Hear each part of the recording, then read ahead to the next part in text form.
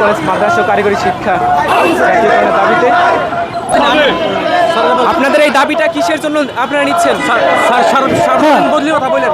সার্বজনীন বদলি, 100% চিকিৎসা ভাতা, সরকারি নিয়মে বাড়ি ভাড়া এবং সরকারি নিয়মে চিকিৎসা ভাতা এবং জাতীয়করণের দাবিতে আমাদের এই সমস্ত আন্দোলন চলছে। আমরা চাই আমাদের শতভাগ উৎসব ভাতা প্রজ্ঞাপন দিতে হবে। ঈদের আগে আগামী বাজেটে যে ভাতা বাড়বে সেটার ব্যাপারে সুস্পষ্ট ঘোষণা দিতে হবে। আমরা সরকারকে বলতে চাই যে 25% উৎসব ভাতা, এই যে 3,000 3,500 টাকা উৎসব ভাতা, এই ভাতা দিয়ে কোনোভাবেই ঈদ উদযাপন করা সম্ভব নয়। এটা আমাদের সন্তানদের কাপড় কিনে দুটো কাপড় কিনে দিতে পারি না, এই জন্য সরকারি নিয়মে উৎসব ভাতা দিতে হবে, বাড়ি ভাড়া এবং চিকিৎসা ভাতা দিতে হবে। অন্যথায় শিক্ষক সমাজ দুর্বার আন্দোলন করে চলবে।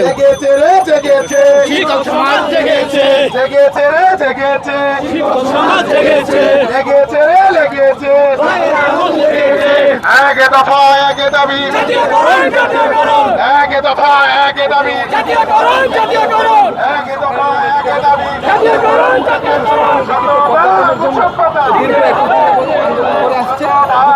যাতে